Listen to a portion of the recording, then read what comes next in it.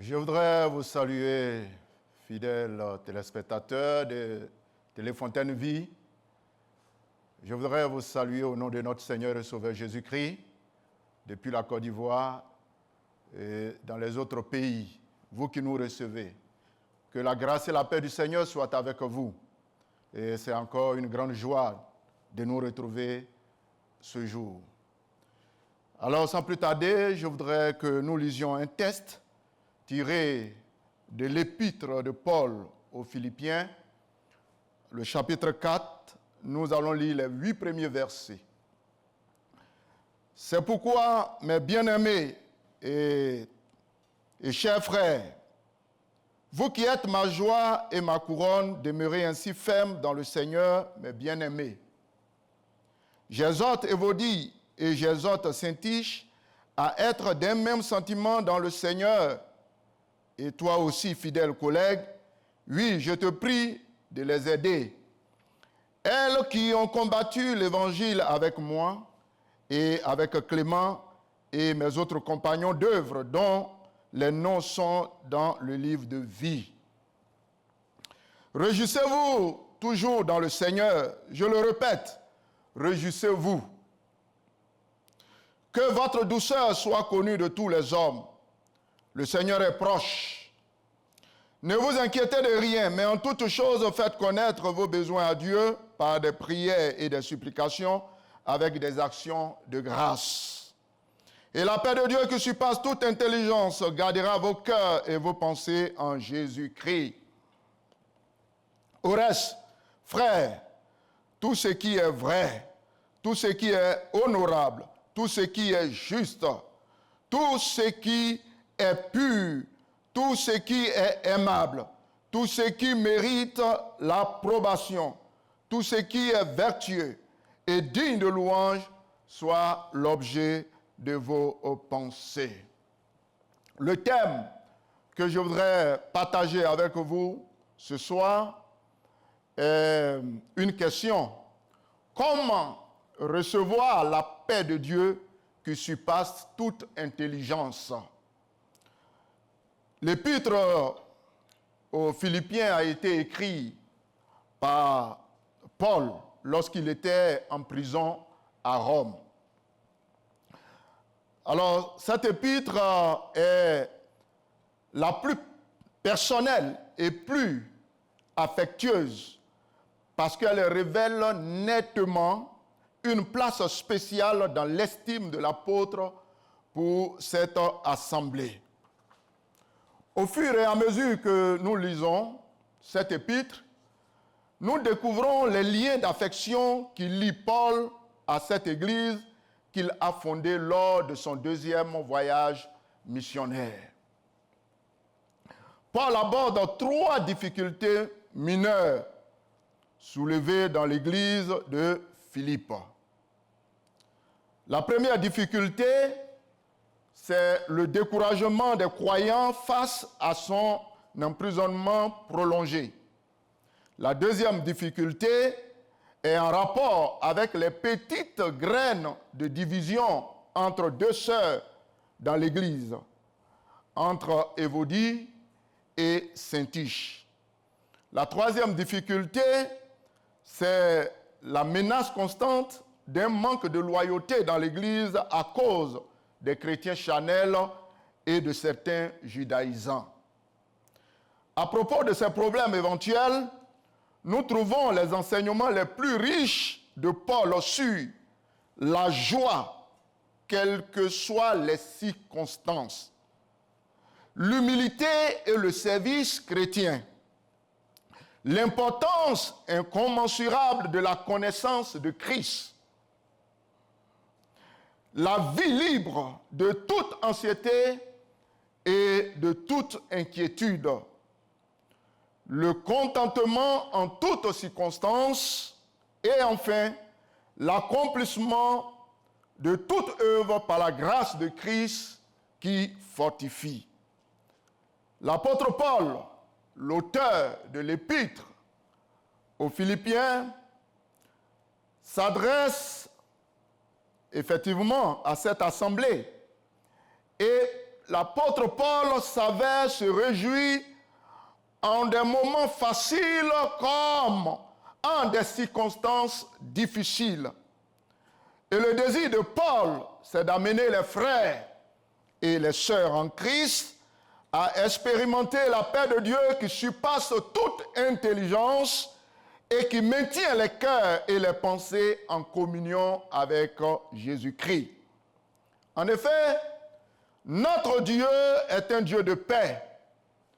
Le Seigneur Jésus-Christ est le Prince de paix.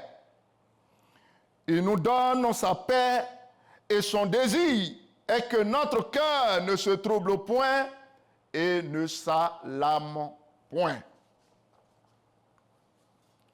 En parlant de paix, la paix de Dieu, il s'agit de l'harmonie et le calme du corps, de l'esprit et de l'âme qui supplante les circonstances terrestres. Cette paix est une bénédiction de Dieu en parfaite harmonie avec son caractère.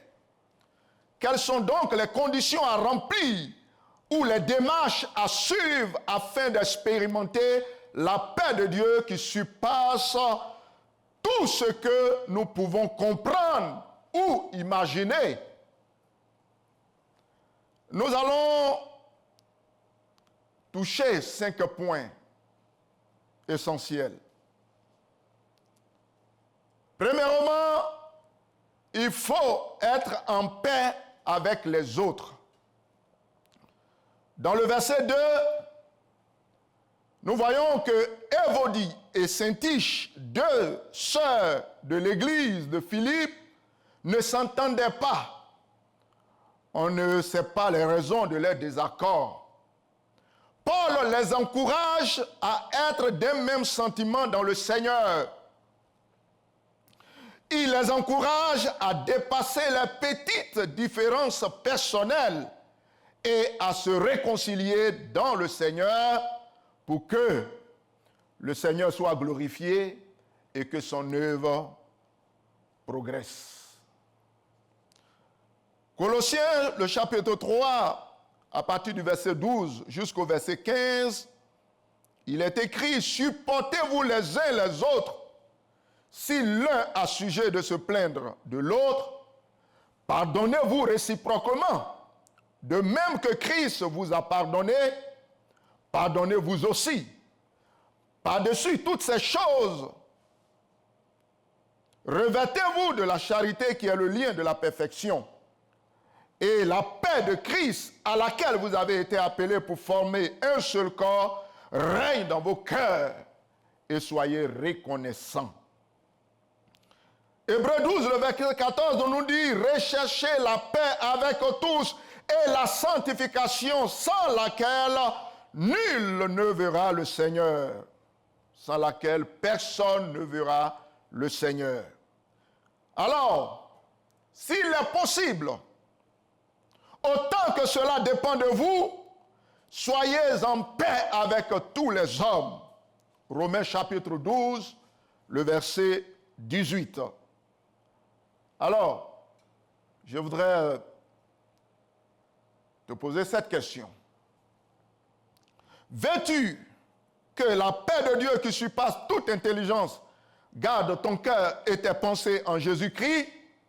Alors, sois en paix avec les autres. Il faut une stabilité et une harmonie dans tes relations avec les autres. Certainement, tu ne t'entends plus avec certaines personnes. Vos relations sont brouillées. Il y a une distance, un grand écart par rapport à ta relation avec les autres. Alors, sois en paix avec ton conjoint ou ta conjointe. Si il n'y a pas d'entente, s'il n'y a pas de paix, s'il y a des conflits, s'il y a des querelles, s'il y a des palabres, entendez-vous. En écoutant ce message, le Seigneur vous interpelle et il vous parle. Parce que le désir de Dieu, c'est que vous soyez en paix. Le désir de Dieu, c'est que la paix de Christ, qui surpasse toute intelligence, garde vos cœurs et vos pensées en Jésus. Sois en paix avec ta belle famille, parce que entre les dames et quelquefois la belle famille, ça ne marche toujours pas. Ou bien entre l'homme et sa belle famille, il y a souvent des incompréhensions, des malentendus. Alors, sois en paix avec ta belle famille. Sois en paix avec tes enfants ou avec tes parents. Sois en paix avec ton frère ou ta sœur en Christ. Parce que nous voyons ici dans notre texte que deux sœurs dans une même assemblée, deux sœurs qui œuvrent pour la cause du Seigneur, ne s'entendaient pas. Il se trouve aussi que dans certaines assemblées, il y a des personnes qui ne s'entendent pas et qui ne se parlent pas. Peut-être c'est ton cas. Tu ne parles pas avec ton frère, tu ne parles pas avec ta sœur, suite à un malentendu, à une incompréhension, ou suite même à des querelles. Mais sois en paix avec ton frère et ta sœur en Christ. Sois en paix avec tous tes collègues. Et si cela est possible, sois en paix avec tous ceux avec qui tu ne t'entends plus. Celui qui n'est pas en paix avec les autres ne peut pas être en paix avec lui-même. Et il ne peut non plus expérimenter la paix de Dieu. La deuxième condition pour expérimenter la paix de Dieu qui surpasse toute intelligence, c'est de se réjouir dans le Seigneur. Dans Philippiens 3, le verset 1, Paul dit ceci: « Au reste, mes frères, réjouissez-vous dans le Seigneur. Je ne me lasse point de vous écrire les mêmes choses, et pour vous cela est salutaire. Réjouissez-vous dans le Seigneur. » Et il reprend ce même refrain dans Philippiens 4, le verset 4. Il dit: « Réjouissez-vous toujours dans le Seigneur. » Je le répète, réjouissez-vous. Paul les autres encourage les Philippiens à se réjouir dans le Seigneur. En toutes circonstances, le chrétien peut trouver une joie réelle en Christ. Rien ne peut altérer cette joie, sauf s'il abandonne le Seigneur, sauf si lui-même, il rompt sa relation avec Dieu. La douleur, la tristesse, la maladie, la pauvreté et les tragédies affectent quelquefois le bonheur naturel. Mais la joie du chrétien se situe bien au-dessus de toute intempérie de la vie, bien sûr. La preuve en est que Paul adresse cette exhortation. Lorsqu'il le faisait, il était en prison à Rome. En adressant cette exhortation, il était lui-même en prison. Et Paul savait également vivre dans le contentement. Quelles que soient les circonstances de la vie, aussi sombres soient-elles, le chrétien peut toujours se réjouir dans le Seigneur. Proverbe 15, le verset 13, nous dit ceci, que un cœur joyeux rend le visage serein, mais quand le cœur est triste, l'esprit est abattu. Un cœur joyeux se reflète sur le visage, mais la tristesse engendre le découragement. Proverbe 17, le verset 22, selon la version Louis II, il est dit: un cœur joyeux est un bon remède. L'esprit abattu dessèche les eaux. Et la version Parole de vie nous dit ceci: un cœur joyeux peut guérir une maladie, mais la tristesse fait perdre les forces.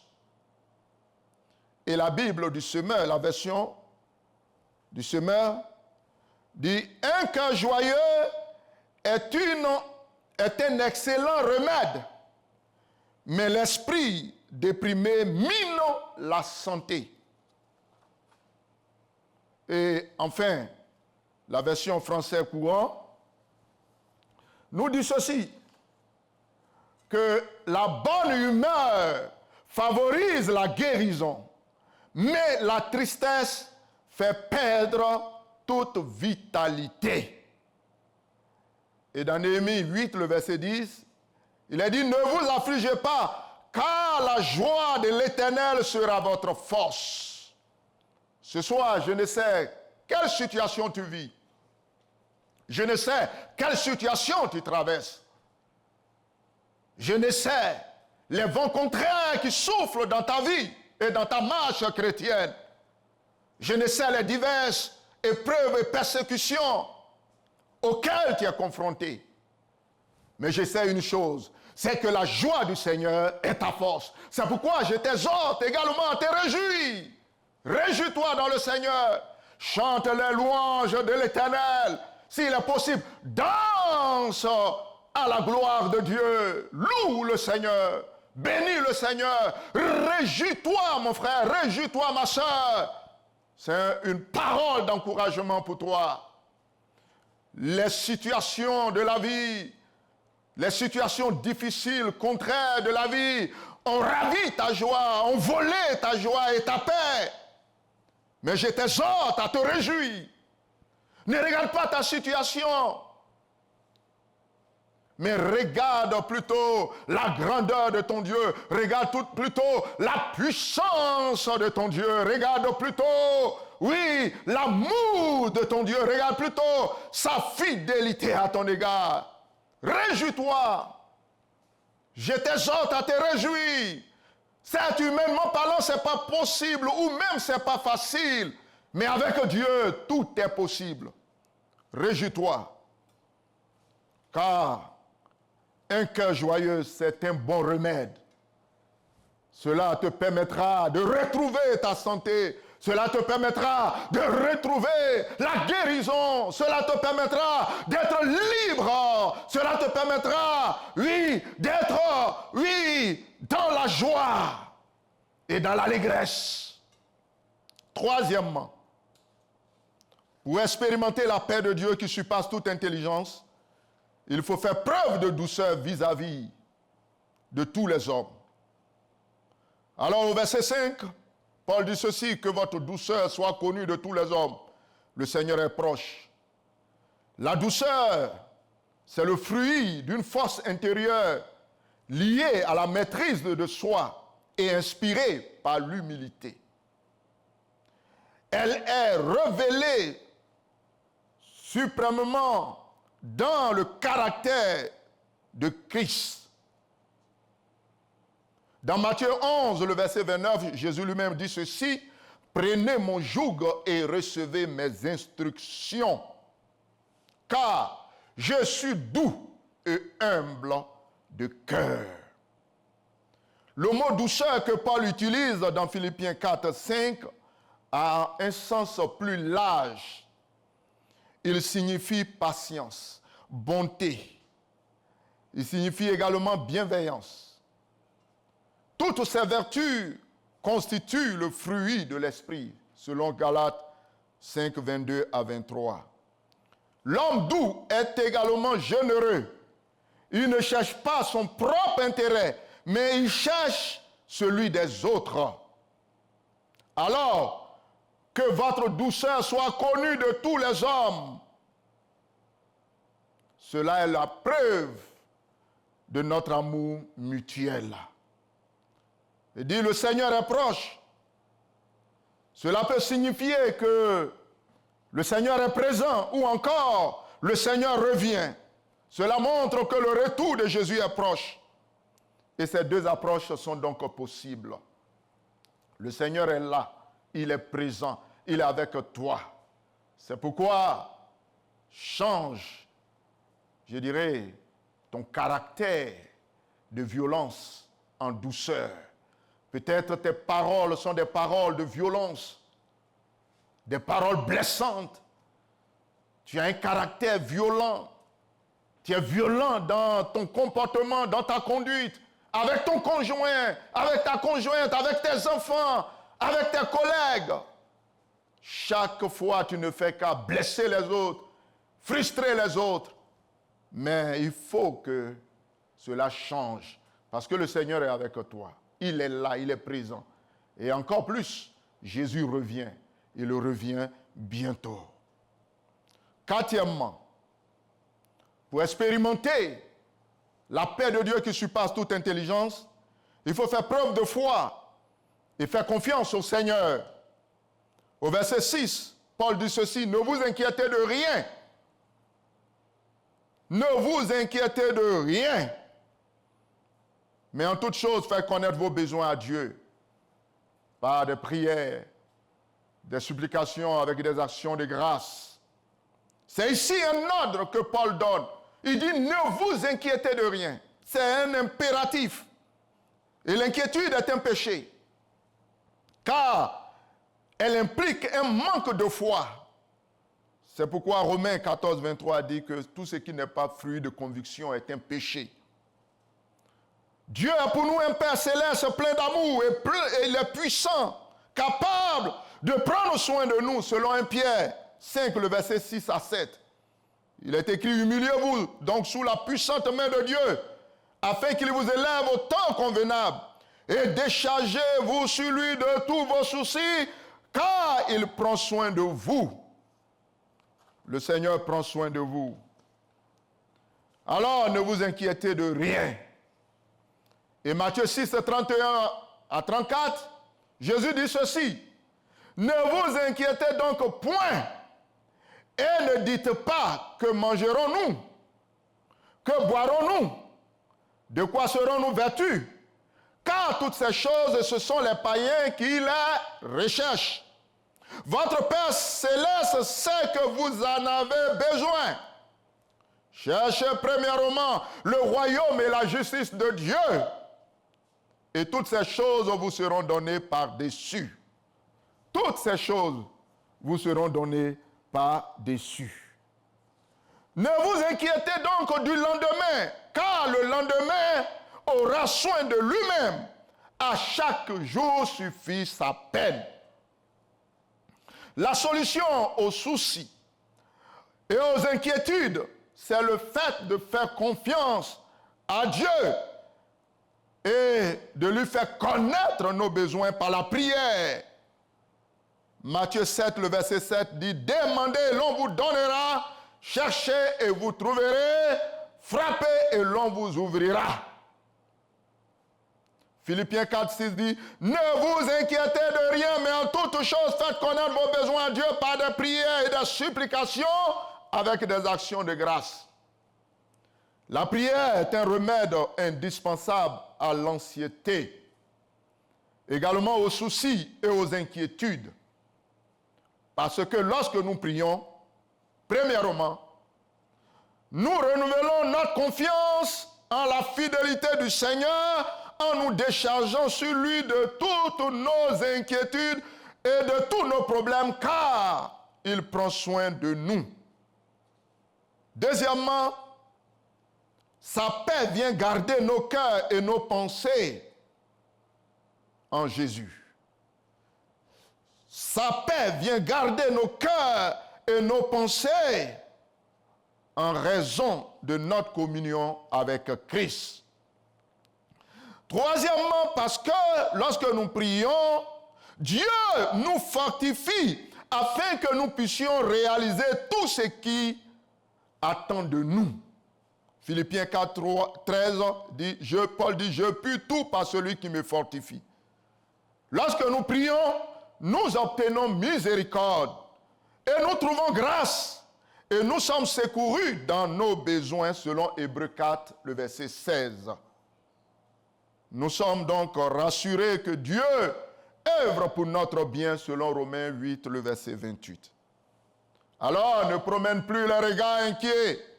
Fais confiance au Seigneur. Fais-lui connaître tes besoins. Fais connaître tes prières à Dieu. Tes besoins à Dieu par la prière. car Dieu exauce les prières. La prière fervente du juste a une grande efficacité. Dieu honore ceux qui l'honorent. Dieu écoute la prière de ceux qui l'aiment et de ceux qui l'honorent. Alors je veux t'encourager à prier, à te décharger entièrement sur Jésus. Prie le Seigneur, persévère dans la prière, prie sans cesse, invoque le Seigneur. Lorsque tu es en détresse, invoque le Seigneur, il te répondra et tu donneras gloire à Dieu. Invoque le Seigneur, implore la grâce de Dieu. Et enfin, pour expérimenter la paix de Dieu, alors il faut être capable de contrôler ses pensées. Au verset 8, Paul dit ceci: au reste, frères, tout ce qui est vrai, tout ce qui est honorable, tout ce qui est juste, tout ce qui est pur, tout ce qui est aimable, tout ce qui est vertueux, digne de louange, soit l'objet de vos pensées. Nos pensées peuvent être influencées par tout ce que nous voyons, nous entendons, nous touchons, nous goûtons, nous sentons. Les mauvaises pensées vont toujours se manifester. Quelqu'un a dit, on ne peut pas empêcher un oiseau de voler au-dessus de notre tête, mais on peut l'empêcher de venir s'asseoir et de faire son nid dans notre cheveu. Les mauvaises pensées vont toujours venir. Les pensées malsaines vont toujours venir. Mais il faut s'en débarrasser et se rappeler la personne et l'œuvre de Christ. Ne prenez pas le temps de développer ou de vous soumettre à une longue et profonde réflexion sur tout ce qui est négatif, tout ce qui est malsain. Il ne faut pas méditer là-dessus. Il ne faut pas réfléchir longuement là-dessus. Alors pour exprimer la paix de Dieu et être délivré de toute angoisse, nous devons fixer nos pensées sur les choses qui sont vraies, droites, pures, etc.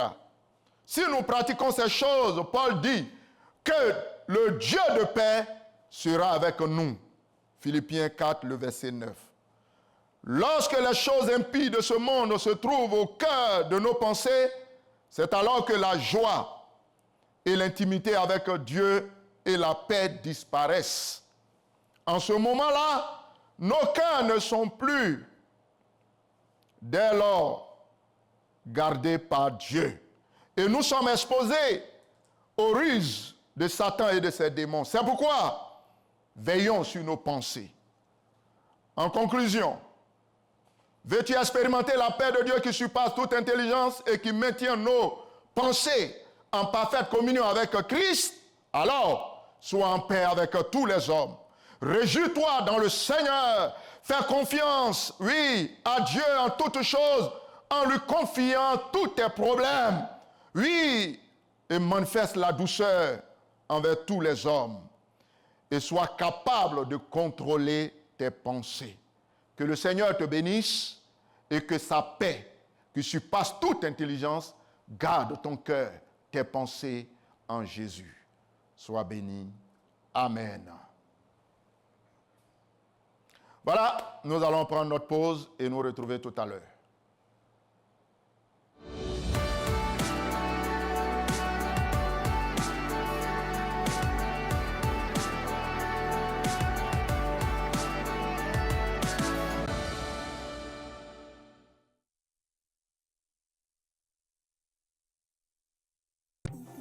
Plongez au cœur des vérités bibliques et saisissez le temps Kairos, choisi par Dieu pour bénéficier de ses grâces. Jésus a parlé, dit, va, ton fils vit, et aussitôt cet homme, à l'heure même indiquée, a retrouvé son fils en vie. Il nous faut la foi pour préparer notre arche en Christ à travers l'Église pour que nous puissions être enlevés demain quand le Seigneur Jésus-Christ viendra.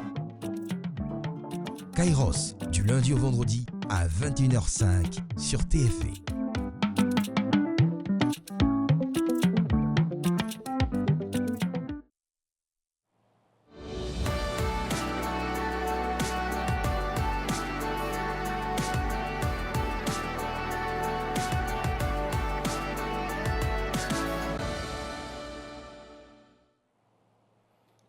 Voilà, nous sommes de retour. Vous pouvez appeler au numéro suivant, au 27 24 58 71 50. Vous pouvez aussi voir cela affiché au bas de votre écran.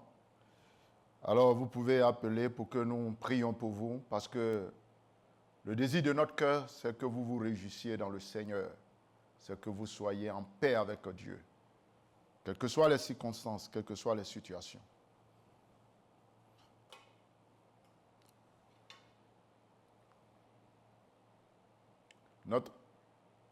Notre Dieu est le Dieu de paix. Notre Dieu est celui qui désire que ses enfants soient en paix, et en paix avec lui, en paix avec les autres, et en paix avec soi-même. Cela est très important. Oui, monsieur Baïchal de Guiglo. Oui. Votre préoccupation ou bien votre sujet de prière? Bon, c'est juste demander de prier pour moi. D'accord. Je suis un appelé. D'accord. Et je suis sur une année. Oui. Vraiment, dans un petit moment, je constate qu'il n'y a pas d'attente entre moi et puis mon responsable. OK. Donc, vraiment, je souhaite que vous priez beaucoup pour moi. D'accord. Pour qu'il y ait la paix entre moi et mon responsable. D'accord. D'accord.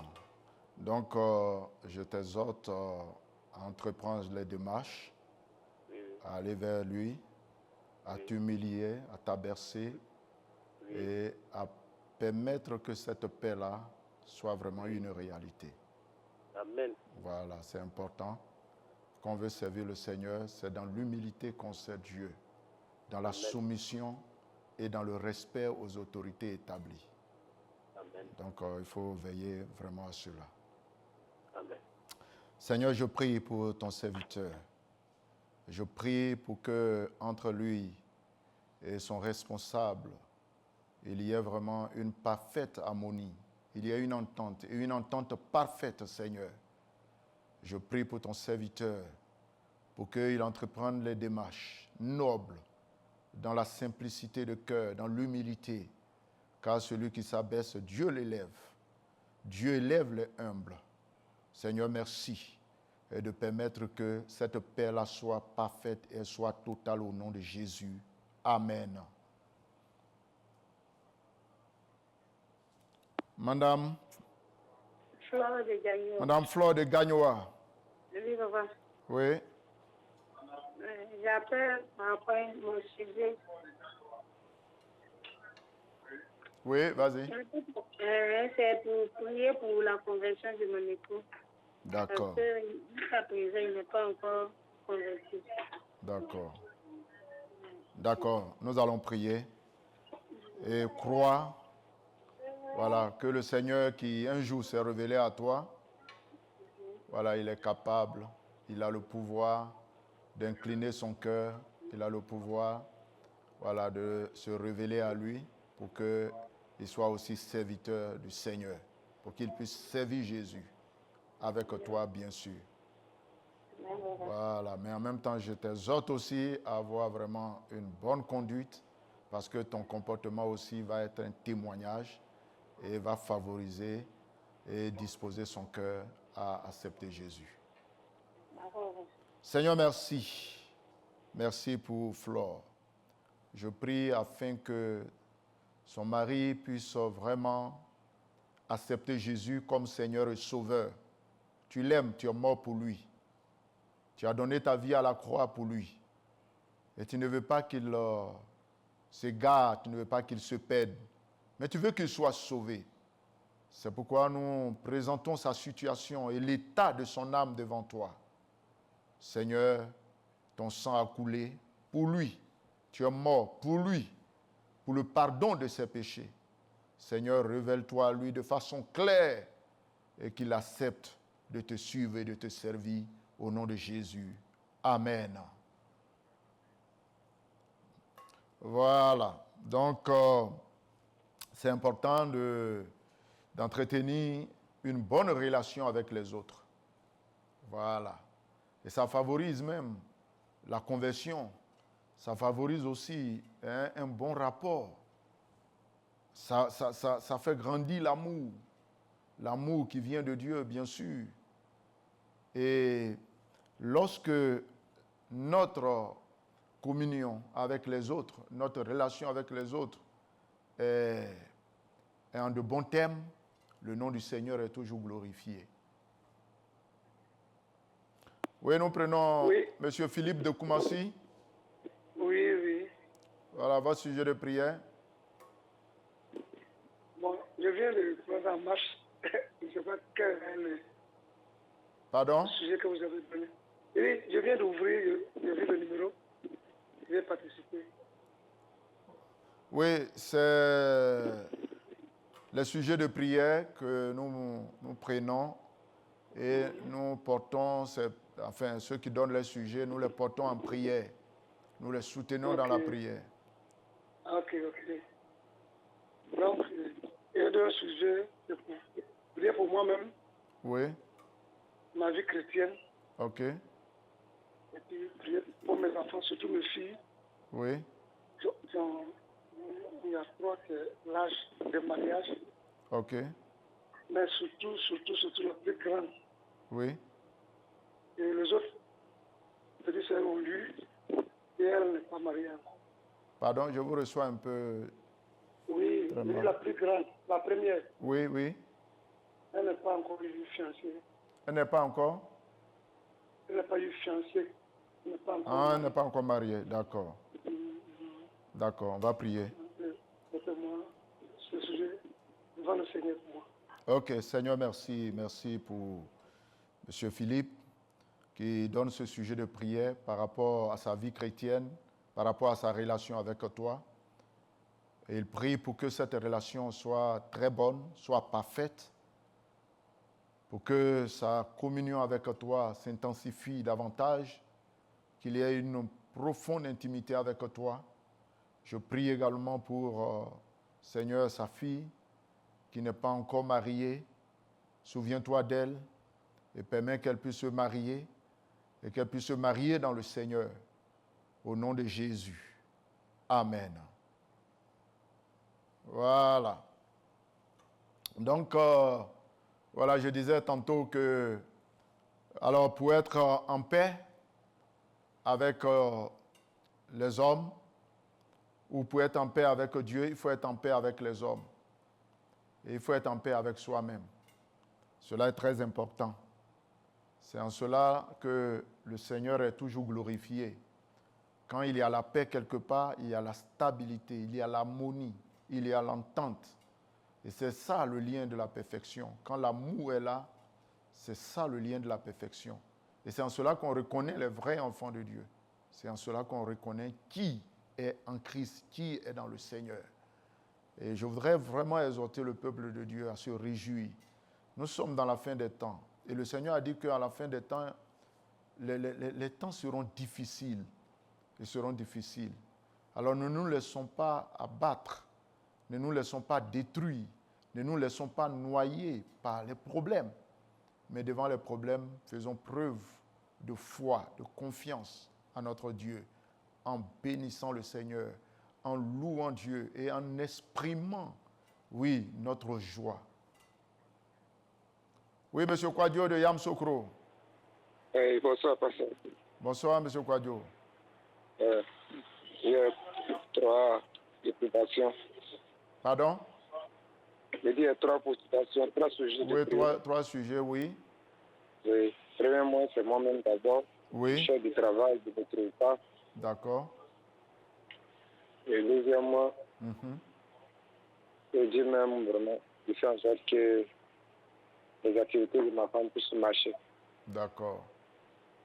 Et troisième, il y a une de mes filles là, la toux, la fatigue beaucoup. Qu'est-ce que la fatigue? Oui, la toux. La toux, ok. Donc, on fait les médicaments, mais ça revient. Donc, je veux que Dieu même vraiment, il fait un miracle total dans sa vie. D'accord. Rappelez-moi rapidement le premier sujet. Le premier sujet, c'est le travail. D'accord, c'est bien compris. Et le deuxième? Le deuxième, C'est pour que l'activité de ma femme puisse marcher. D'accord, c'est bien compris. Seigneur, je prie pour M. Quadio par rapport à ses activités, par rapport au travail. Je prie également pour sa femme, pour les activités de son épouse. Et je prie également pour sa fille qui réellement est souffrante, qui tousse énormément. Elle a tout la fatigue. Et je prie pour ces différents sujets, ces 3 sujets, je te les présente et je prie au nom de Jésus que tu étendes ta bonne main et que tu permettes que les choses puissent vraiment rentrer en ordre, que son travail soit stable, que les affaires de sa femme puissent prospérer et que sa fille soit guérie au nom de Jésus. Amen. Voilà, l'un des éléments importants, c'est la douceur. La douceur dans nos rapports avec les autres. Ne blessons pas les autres, ne frustrons pas les autres, car dans nos propos, on peut les blesser. Dans notre manière de faire, on peut aussi les blesser. On peut les blesser moralement, on peut aussi les blesser ou les violenter physiquement. Voilà. Alors, il faudra que notre douceur soit connue de tous les hommes. Cette douceur qui a aussi la patience, cette douceur qui a aussi la bonté, cette douceur qui a aussi la tempérance. Oui, c'est très important. La douceur. Notre Seigneur Jésus lui-même, il est doux, il est humble de cœur. Oui, M. Quadio de Bondoukou? Oui, oui. Oui. Donc, c'est pour cela que je dis, je vous appelle pour voir, pour que vous puissiez m'aider, quoi. D'accord. Oui. Puis non, voilà, ici, me disais, mais c'est côté travail, là. D'accord. Donc, je veux que vous priez pour moi pour que ça marche. D'accord. Okay. Non, sinon, c'était ça. D'accord, on va prier. Seigneur, nous prions pour M. Quadio de Bondoukou, qui exerce un métier. Il est menuisier et il constate que son travail ne marche pas comme il se devait. C'est pourquoi il se décharge sur toi. C'est pourquoi il te fait connaître ce sujet de prière. Je prie avec lui. Je le porte en prière, je le soutiens. Je prie pour lui, pour que, Seigneur, tu permettes, oh Dieu, de grands marchés. Et je prie aussi de lui donner une grande intelligence dans le travail, qu'il puisse innover, qu'il puisse faire des choses extraordinaires. Merci, Seigneur, de le bénir, de bénir l'œuvre de ses mains au nom de Jésus. Amen. OK. Voilà. En tout cas, nous voulons vraiment vous dire merci. Merci pour votre attention. Merci pour l'intérêt que vous accordez à cette télévision. En tout cas, que le Seigneur vous bénisse. Que sa paix soit toujours votre partage. Et puis, Dieu voulant, à très bientôt.